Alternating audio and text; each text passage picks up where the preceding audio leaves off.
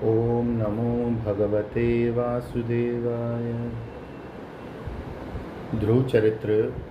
ध्रुव जी का चरित्र सभी को प्रेरणा देने वाला है। एक साधक किस प्रकार अपने लक्ष्य के प्रति समर्पित रहे, उसके लिए जिस किसी की तपस्या की आवश्यकता हो वह करके अपने लक्ष्य को प्राप्त करे, ये सीखना हो तो ध्रुव जी का चरित्र सामने आता है। ध्रुव जी के सामने भगवान नारायण प्रकट हुए। उनके शंख के स्पर्श से दिव्य वाणी प्रकट हुई, उनकी मनोकामना पूर्ण हुई, परंतु उनको परिपूर्णता का अनुभव नहीं आया। भागवताकार स्पष्ट लिखते हैं, भगवत दर्शन के बाद भी ध्रुव जी को प्रसन्नता की अनुभूति नहीं हुई। उनका जीवन चलता रहा। जब किसी यक्ष ने उनके सौतेले भाई उत्तम जी को मार डाला, तब वे क्रोध में आकर संपूर्ण यक्ष जाति को नष्ट करने के लिए तैयार हो गए। उस समय उन्हें योग्य मार्गदर्शन यदि किसी ने किया तो वे भगवान के परम भक्त मनु जी थे। उन्हें बताया गया कि तुम्हारा ये व्यवहार जगत के सामने यही संदेश निर्माण करेगा कि भगवान के दर्शन के बाद भी हम काम क्रोध आदि शत्रुओं से निपट नहीं पाते। ये भगवान पर लांछन ही होगा न। अंत में अपने को संतुलित रखो और इस क्रोध के आवेग से मुक्त होकर एक अच्छे इंसान बनो। ध्रुव जी के चरित्र से इन दोनों बातों पर विचार किया जाए तो हम इस निर्णय पर पहुंचेंगे कि हमारे जीवन में भगवान का प्रागट्य यदि कठोर तपस्या के बल पर बाहर हो भी गया तो क्या, उन्हीं भगवान का प्रागट्य जब हमारे हृदय में होता है तब भक्ति का रस जीवन में अविभाज्य अंग बनता है। और गीता जी के 12वें स्कंद में बताए हुए 33 लक्षण पूर्ण रूप से प्रकट होते हैं। ध्रुव जी को ये समझदारी आई, तब उन्होंने यक्षों के अधिपति कुबेर जी से क्षमा याचना की। कुबेर जी ने उनके उस हृदय परिवर्तन पर प्रसन्नता व्यक्त करते हुए वरदान मांगने को कहा, तो ध्रुव जी ने ये वरदान मांगा कि मेरे हृदय में भगवान की स्मृति निरंतर बनी रहे, जिससे मनुष्य आसानी से संसार सागर को पार कर लेता है। इसलिए हम तपस्या के बल पर भगवान को अवश्य प्रकट करने के स्थान पर मनुष्य को इतना शुद्ध और पवित्र बनावें कि भगवान स्वयं हमारे माध्यम से प्रकट होएं। भगवान तो ये सब जगह हैं, उनका होना महत्व का नहीं, उनका हृदय में प्रकट होना महत्वपूर्ण है। ये है ध्रुव चरित्र का तत्व। अब आता है साधना क्यों, कैसे और किस लिए, और परमात्मा की प्राप्ति क्यों करें, कैसे करें और किस लिए करें। साधना में समझदारी। भागवत के 4th स्कंद में ध्रुव जी की कथा, साधारण ध्रुव जी की कथा हम सभी जानते हैं और समझते हैं कि ध्रुव जी दृढ़ संकल्प के प्रतीक हैं।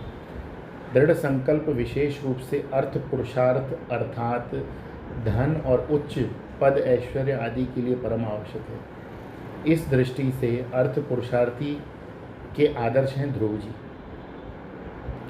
लेकिन जब हम इस आख्यान का सूक्ष्मतापूर्वक अध्ययन करेंगे तो हमें अनेक बातें समझ में आएंगी।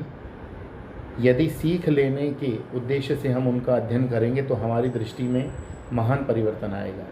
अर्थ का तात्पर्य केवल पैसों के प्राप्ति नहीं, इसका गहरा रिश्ता है सुरक्षा की भावना से। सभी अपने जीवन और भविष्य को सुरक्षित बनाने के दृष्टिकोण से कुछ न कुछ उपाय करते हैं।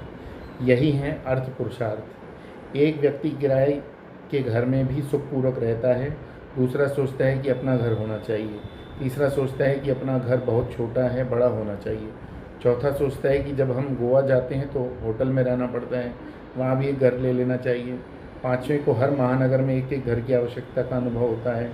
इस प्रकार अर्थ की आवश्यकता के मापदंड बदलते जाते हैं। इसकी विकृति तब पूर्णता को प्राप्त हो जाती है जब हम चाहते हैं कि किसी आश्रम में भी अपनी कुटिया होनी चाहिए, ताकि हम जब चाहें जहाँ चाहें वहाँ रह सकें। इस प्रकार अपने को सुरक्षित करने के लिए और की न मिटने वाली भूख को मिटाने के प्रयत्न को ही कहते हैं अर्थ पुरुषार्थ। ध्रुव जी की कथा में हम देखेंगे कि उन्हें भगवान के दर्शन हो तो गए, फिर भी अर्थ के माध्यम से आनंद के आभास का महात्म्य बना ही रहा। इससे ये समझने की बात है कि जब साधु संत आकर हमें जीने की कला न सिखाएं, तब तक भगवान के दर्शन से भी कुछ नहीं हो सकता। इसलिए कहते हैं कि भगवान से उनके भक्तों की महिमा बड़ी है भगवान तो हर स्थान पर हैं, हर काल में उपलब्ध हैं, लेकिन इस प्रकार की उपलब्धि से हमारा कुछ भला नहीं होना।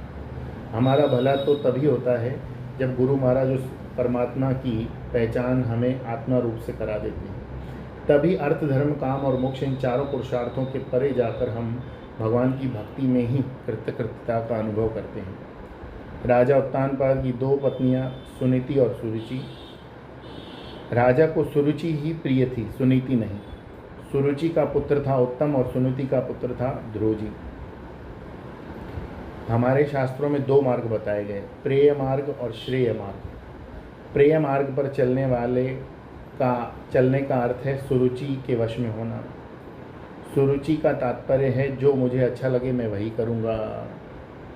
जो अच्छा लगता है वो अच्छा होता नहीं है, ध्यान दें।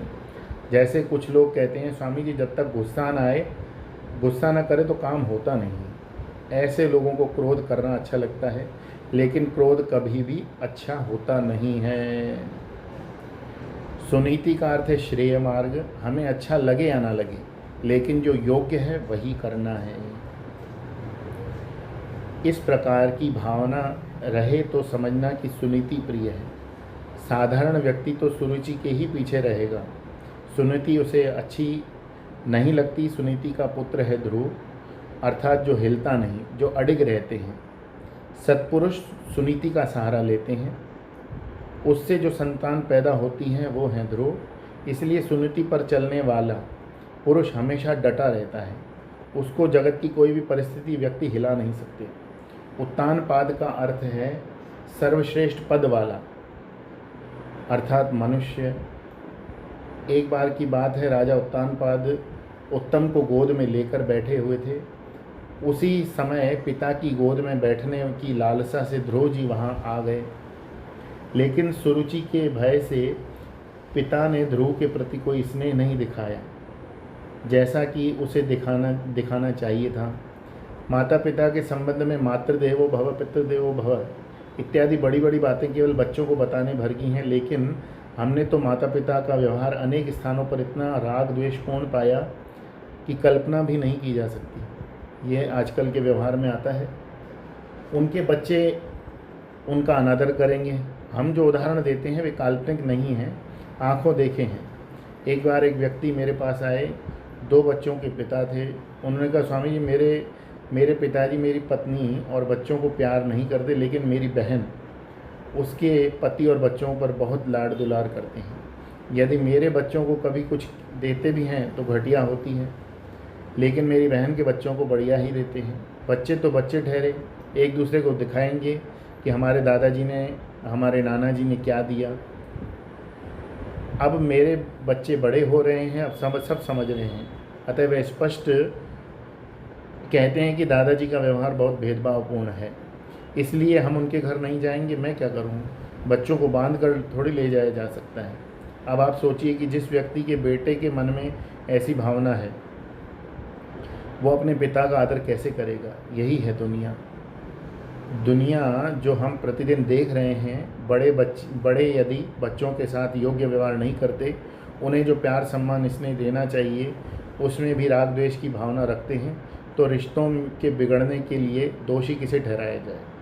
ध्रुव ललचाई दृष्टि से पिता की ओर देख रहा था। उसी समय सुरुचि वहाँ आई।